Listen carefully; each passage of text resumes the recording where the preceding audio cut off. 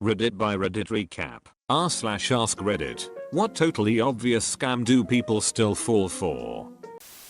The websites that lets you bid on expensive shit for cheap prices. Madbids for example. You can bid on a camera for as little as $1, but in reality you always be outbidded by a bot. Until you spend money on the auto bid credits that lets you automatically outbid the bot. You might end up paying $50 for a $200 camera, but you would have paid $180 in auto bidding credits as well. Taking lists of personal information and posting it on a Facebook wall for data mining. They post massive lists with hundreds of entries sometimes. Favorite color, mother's maiden name, high school, first car, etc. This is your boss. Yes, I'm calling you from a phone that you don't have saved in your contacts. I need you to buy $1,000 in iTunes gift cards and send me photos of the code through text. Unfortunately, this actually happened at my job yesterday. Happened to me over email, and they asked me to email to their personal address rather than their work email and send the photos. I thought it was weird as heck, but because I thought that it was dodgy as hell, I sent an email back to both the scam email and the partner of the firm, who they were pretending to be, and said it doesn't make sense for me to buy these few from my city when you can get them from these places in your city. The scammer then got quite aggressive and the company blocked them. Haha. The partner is an older man, so he was very confused.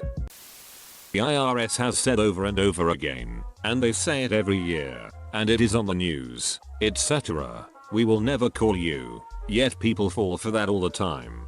From what I remember of my college classes, the IRS will never open communication with you by calling. Once communication is established, calling might be a way of communication forward. Scam emails. Send me this much money so I can free my funds and pay you back 10x. My father fell for this in 2013. We had to get the RCMP involved to get him his money back. No, they weren't on horses equals. That's just ceremonial. Otherwise they're just federal cops. Psychics. Those a-holes take advantage of people's insecurities to rip them off. They used to have them on TV late at night where people would call in, maybe they still do. This woman called, €1 per minute, to ask if a certain man would come back. Our helpful scammer psychic told her yes. OFC, maybe in 6 months? The caller was ecstatic at first, but then had to ask if she was sure. It had been 16 years since the dude left. That's when I stopped laughing. The TV dunt then advised her to call an off-screen number where she's get better advice. That number is €10 per minute. That's when I cried. Anything where the government is asking for gift cards as payment. US Treasury is funded by iTunes gift cards. Yes, this seems legit. Hold on while I read you my credit card number. I love you. Please send me money so I can visit my dying sister in Country name. I know I've only known you 2 weeks online, and we've never met in person, and I've called you from 3 different burner phones, but that doesn't mean we don't love each other. Edit. I have never seen an episode of 90 Day Fiancé. Obligatory thanks. Catfishing. I don't understand this one either, especially when people refuse to talk to you on the phone for like 2 years. How does that not sound fake? We're the IRS. You owe us money and we demand you pay in gift cards. How anyone could continue to believe them once they demand payment in gift cards baffles me. I tricked one of those guys into thinking that I went to Walmart to get them and kept him on the line for like 2 hours as I gave him some codes from the back of used cards that I image searched online, and then convinced him that the Walmart guy must have scammed me or that I was too dumb to have gotten them activated. I guess he thought I might have stolen them or something. Anyway, anytime he tried to put me on hold I freaked out and demanded to tell him my side of the story about why they probably were after me for my taxes. Ended up with him accusing me of being a scammer. Give me $20 and I'll tell you. Any of those videos that purportedly show all kinds of kitchen hacks. Some of them are ducking dangerous whilst others are just a waste of ingredients. If you leave a wooden spoon over the top of anything boiling to stop it boiling over, for example, you really should just turn the heat down and avoid potentially burning yourself on a really ducking hot utensil. It's not hard. No, you can't melt down gummy bears to make a jelly jello. Why even try when jelly jello is ducking cheap anyway? Avoid anything that blossom or yummy post. I am sick of explaining to people on Facebook that they are horse shit. If it looks too good to be true, then it almost certainly is. Just learn to do things the old-fashioned way. Edit. It seems that laying a spoon across a boiling pot is a much older habit than I realized. I have worked in kitchens for close to 2 decades and never saw any chefs do it. But I have seen both my sister and housemate try it to utterly miserable results. So please folks, learn to boil with more of a low and slow mentality in mind. Measure your produce and add the correct amount of water. Too many people seem to fill a pot up to the brim, and that is just asking for disaster. Nice exiled Nigerian prince contacted me by email. His royal family has been overthrown by the military, who has blocked access to the bank accounts whilst they are in hiding. Fortunately, their accountants still can access their wealth, and they desperately need a foreign account to move the money so it can't be seized by the state until they are safe again. With amazing luck, they chose me in Australia to help them, which I must for the generous offer of 25% of the millions they need to move, as long as I provide my bank details and a scan of my passport just to confirm I'm real. If I don't help, I would never forgive myself. Apparently I'm their last chance, as others have failed them, and I'm to keep this just between the prince and I. I'm probably putting myself and the royal family at risk by discussing it on Reddit, but thought this post worthy of bringing awareness to their plight. Freaks go skins website. PPL enter their Steam account details and end up losing their account as pishers use stolen accounts to cheat in games. LOL, I actually fell for this somehow. Ended up getting my account back without any items gone, as there was a 15-day cooldown because they changed email and mobile authenticator of me. Copy and paste this on your Facebook page to remove Facebook's right to your pictures and information.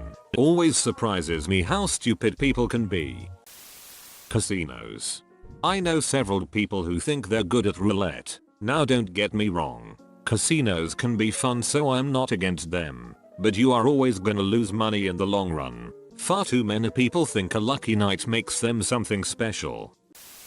I used to be a 911 dispatcher, and old people call all the time about scams. They always think it's real, but a family member made them call and ask us if it is. Once they think it's not, they want the local police to investigate.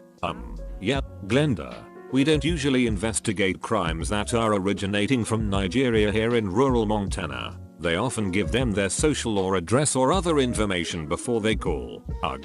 Edit. Please don't call 911 for this. Notify the FBI if you want to tell someone. MLMs. Sister-in-law only communicates with the rest of the family when she's having a pampered chef or Avon party or gets a new catalog. Hello. We've been trying to reach you about your car's extended warranty. My car is 20 years old and has 205k on the clock. There is no warranty. Your computer is infected with 7 virus. Click here to install immediately an antivirus and protect your computer. Edit. Added spelling grammar errors in the scam, as some users pointed out.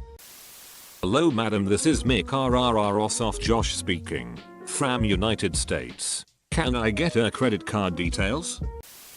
I am a prince immediate here in Denmark, fell for it and got scammed for $300. Printer ink. Do you know how hard it is to milk a squid?